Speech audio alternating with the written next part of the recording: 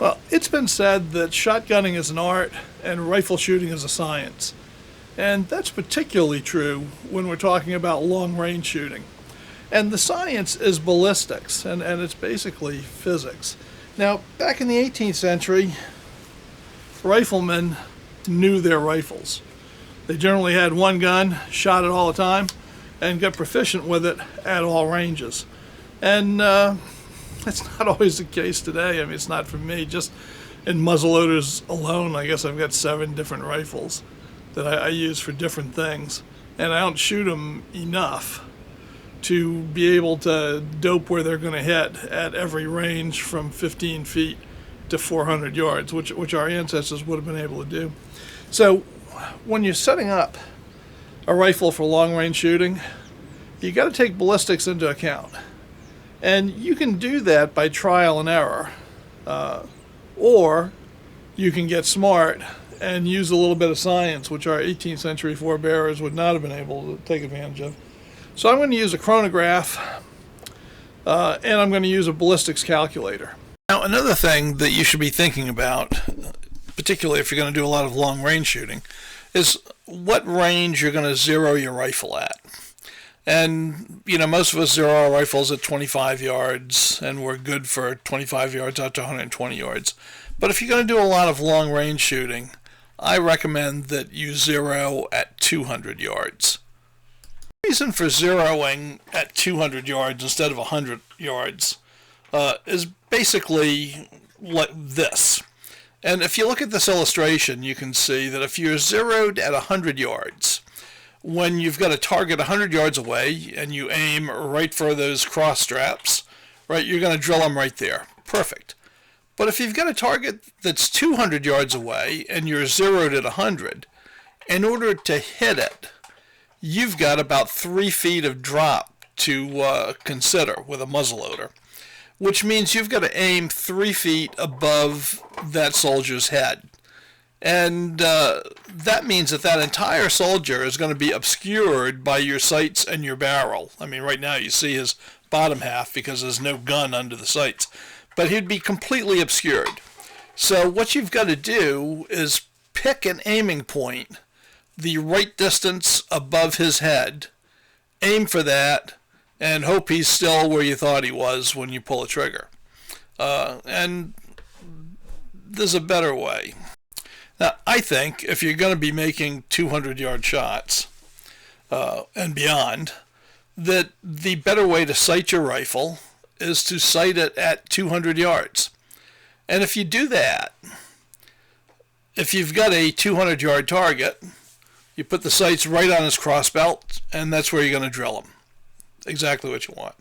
But if you've got a 100-yard target, then you aim 16 inches low. In this case, I'm aiming right where his pants come together. And I'm going to hit right where his belts cross, because that's the rise at 100 yards if you're zeroed for 200. So you still see your target both times. And that's why I think this is a better way to go. Now, you may want to do it differently, and that's fine. I'm not trying to tell you this is the only way to go. But I think if you're going to try to make 200-yard shots routinely, I would sight like this. And if you're not going to try to make 200-yard shots routinely, then you should zero at 100 yards. And that's it. Now, there's a third method for making long-range shots. And I'm going to show it to you because for some of you, this might be a better way to go. And that is sight-based aiming. And for that, you would zero your rifle for a 100-yard point of aim. So you can see from the guy on the left, right, we're zeroed at 100 yards right where his crossbelts are. That's where we put our sights. No problem. To hit at 200 yards, what we would do is elevate the front sight until you're just using the very base of the front sight as your aiming point between the sides of the notches on your rear sight. And that will drop you into the same place, hopefully. Take some experimenting to see how much of the front sight blade you actually have to raise. But that keeps your target more in view while you're doing your shooting. I doubt if this was a technique that was used much in the 18th century because their front sight blades were generally very low, and there would not have been hardly anything to raise above the plane of the sight. So those are the three methods for sighting in the gun for making long-range shots. Okay, so the conventional wisdom for loading a rifle today is that you should find the powder charge that gives you the best accuracy, and that should be the lowest powder charge that gives you the best accuracy. That you don't waste powder, have less recoil, and generally you'll be more accurate with lower powder charges than high powder charges. And that's a pretty good way to go if you're going to be shooting 25-yard matches, 50-yard matches, or 100-yard matches. It's not the best way to go if you want to shoot 200 yards, 300 yards, or 400 yards. So what you want to find is the biggest velocity with the best accuracy. That's what you're trying to get to.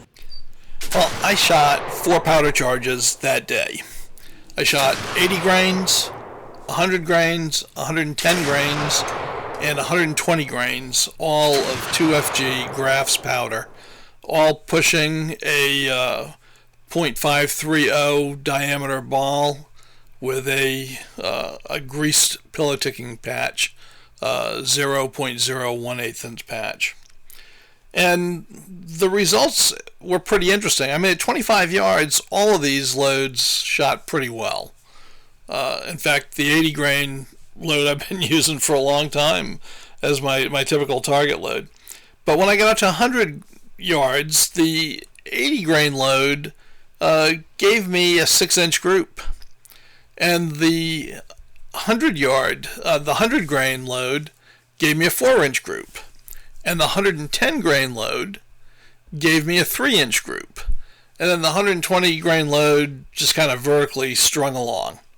So I decided to use 110 grains as my powder charge. And if you look at this chart, you can see what the chronograph showed from using those. That 110 grains got almost 1,700 feet per second.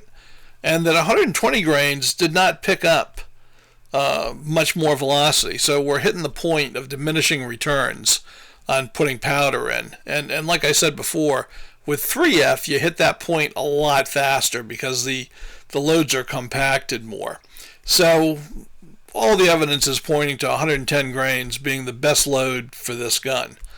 And at 110 grains and 1,681 feet per second, that was telling me that to have a 200-yard zero, I needed to be impacting the target at 100 yards, 16 inches above my point of aim.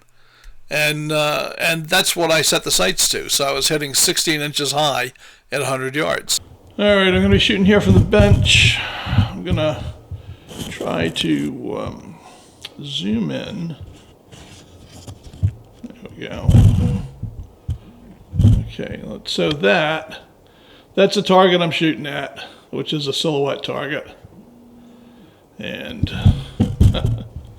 okay, so here's where I'm shooting from. So let's try to get where we can see everything, and we'll get busy.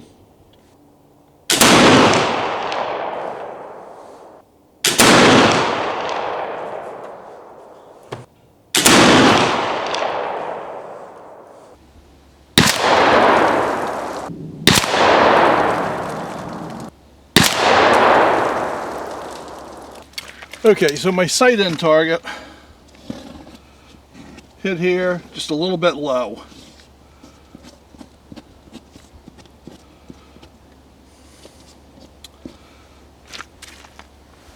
I was aiming up here, about a foot low. Since I know I'm hitting about a foot low, I'm going to file my front sight down a little bit more and then go for the gold.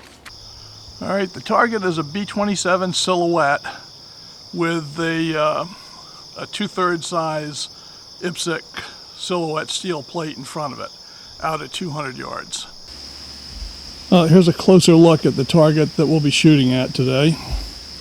All right, so as you can see, if we hit this target, we'll be right in the vital area of shooting a man.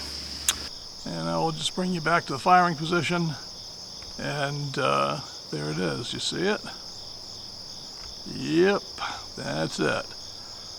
Alright, so that's what we're going to be shooting at. Well, I'm going to try to channel Timothy Murphy here and make the 200-yard shot with my swivel breech rifle. Let's see if we can see the target and hit it.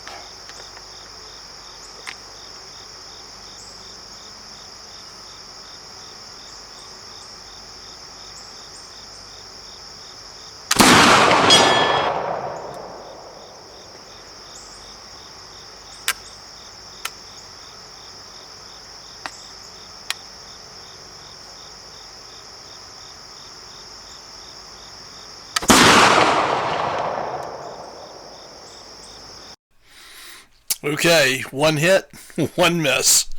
At 200 yards, I'll take it.